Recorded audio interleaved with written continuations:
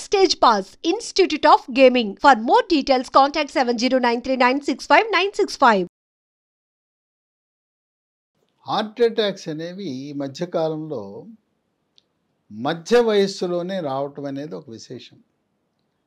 Kannada super star, ఆయన వయసు 48 ఏళ్ళు. తర్వాత ఆంధ్రప్రదేశ్ వైఎస్ఆర్సిపి మంత్రి 54 ఏళ్ళు. అట్లాగే దేహదారుఢ్యాన్ని పెంచుకోవాలని జిమ్కి వెళ్తే అక్కడ హార్ట్ అటాక్ వచ్చి కూలిపోతున్నారు. సార్ మన హైదరాబాద్లో ఇన్సిడెంట్ చూసాం కదా సార్, ఇంట్లో పెళ్లి ఎంత సంతోషంగా ఉండి బారాత్ డాన్స్ చేస్తున్నాడు, చిన్న పిల్లాడు సాఫ్ట్వేర్ ఇంజనీర్ చనిపోయాడు హార్ట్ అటాక్. తర్వాత టెన్నిస్ ఆడదామని టెన్నిస్కి వెళ్తే రోజు ఆటలాడతాడు, ఫిట్గా ఉంటాడు. టెన్నిస్ ఆడదామంటే టెన్నిస్ కోర్టులో కుప్పకూలిపోయి అసలు హాస్పిటల్కి కూడా వెళ్ళే పరిస్థితి లేకపోవటం. అప్పటికక్కడే చాలామంది ఛాతీలో ఎడమ పక్క నొప్పి వస్తే దాన్ని ఈ నొప్పి కూడా అర్ధరాత్రి వస్తే ఎందుకులే కుటుంబ సభ్యులను బాధ పెట్టడం, ఎందుకు హాస్పిటల్కి వెళ్ళాలంటే వాహనం లేదు అని చెప్పి గ్యాస్ ట్రబుల్గా భావిస్తారు. గ్యాస్ ప్రాబ్లంగా చాలామంది అనుకుంటారు. చాలామంది గుండెపోటుని గ్యాస్ ట్రబుల్గా భావించి నిర్లక్ష్యం చేస్తారు. ఎట్లా మనం గుర్తించాలంటే ఈ ఛాతీ నొప్పితో పాటు ఆయాసం వచ్చిందంటే అది హార్ట్ అటాకు. ఇది గ్యాస్ ట్రబుల్ అని చెప్పి ఇంట్లో ఏదో జెలిసిల్ ఉంది, శుక్రాలు ఉంది, లేకపోతే గ్యాస్ ట్యాబ్లెట్లు ఉన్నాయి వేయద్దు. ఈ ఛాతీ నొప్పి ఆయాసము వెంటనే మీరు 108 అంబులెన్స్ పిలిచి హాస్పిటల్కి తీసుకెళ్ళాలి. తర్వాత ఈ రోజున మానసిక ఒత్తిడి, కుంగుబాటు, టెన్షను, డిప్రెషను, తర్వాత ఉద్యోగం రాకపోవటం ఒక బాధ అయితే, వచ్చిన ఉద్యోగం పోవటం ఇంకోటి అయితే, ఆ ఉద్యోగం మధ్యలో స్ట్రెస్, టార్గెట్లు, దాన్ని కాపాడుకోవడం. మార్కెటింగ్ ఉద్యోగం అంటే లక్ష్యాలు, ఆ లక్ష్యం లేకపోతే నేను తీసేస్తా అంటారు. ఇటువంటి వేధింపుల వల్ల కూడా చిన్న వయసులోనే హార్ట్ అటాక్ వస్తూ ఉంది. తర్వాత ప్రధానంగా రక్తంలో కొవ్వుకు సంబంధించి చెడు cholesterol, bad cholesterol, LDL cholesterol అని ఉంటుంది. ఇది ఎంత తక్కువ ఉంటే అంత మంచిది. ఇది పరిమాణం పెరగటం వల్ల గుండె కండరాలకు రక్తం సరఫరా చేసే కరోనరీ ధమనులో పేరుకుపోయి కొవ్వు, ఆ కొవ్వు మీద ఈ ప్లేట్లెట్ కణాలు, ఎర్ర కణాలు చేరి అక్కడ మూసుకుపోతే హార్ట్ అటాక్ వస్తుంది. ఓకే. ఈ రక్తంలోనే మరొక రకమైన కొలెస్ట్రాల్ ఉంది. దాన్ని హెచ్డిఎల్ కొలెస్ట్రాల్ అని, గుడ్ కొలెస్ట్రాల్ అని, మంచి కొలెస్ట్రాల్గా పిలుస్తారు. అది ఎంత ఎక్కువ ఉంటే అంత మంచిది.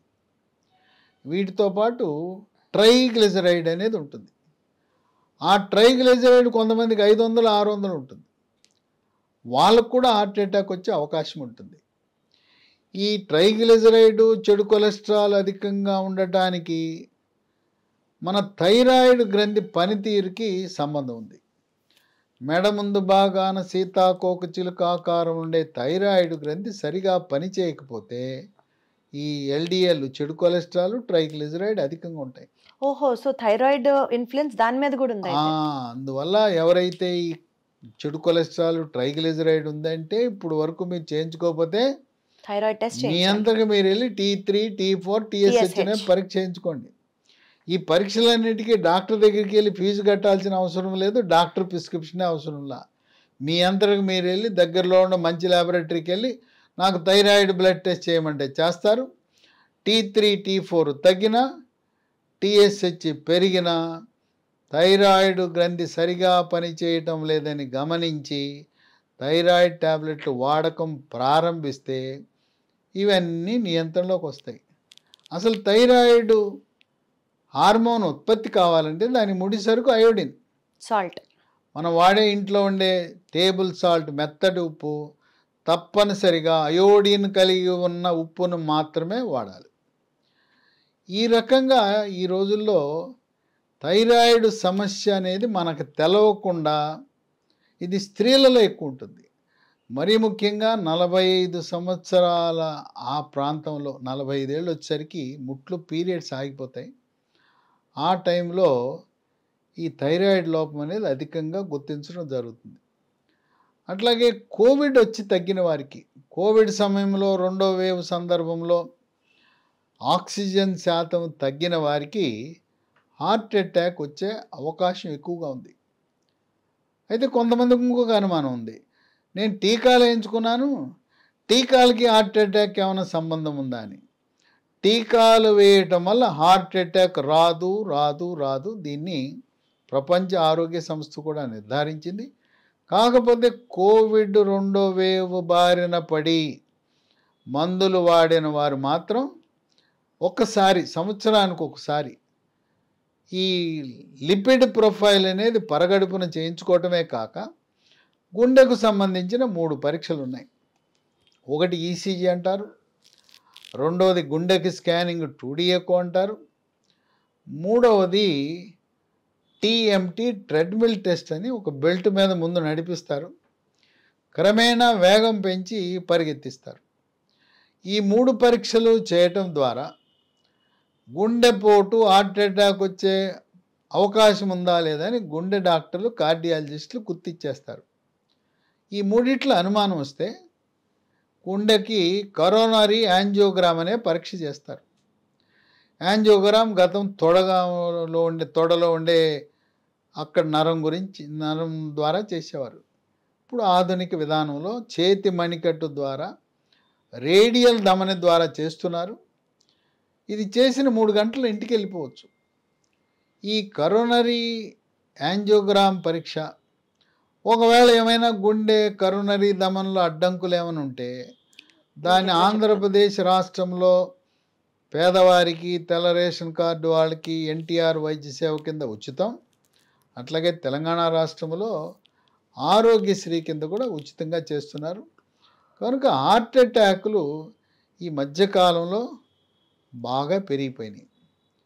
ఇక ఇప్పుడు ఈ చెడు కొలెస్ట్రాల్, ఎల్డిఎల్, బ్యాడ్ కొలెస్ట్రాల్ నియంత్రణకి గుండె డాక్టర్లందరూ కూడా కొన్ని రకాల స్టాటిన్ మందులు వాడుతున్నారు. అటర్వా స్టాటిన్ అంటారు, 10 మిల్లీగ్రాములు, 20 మిల్లీగ్రాములు.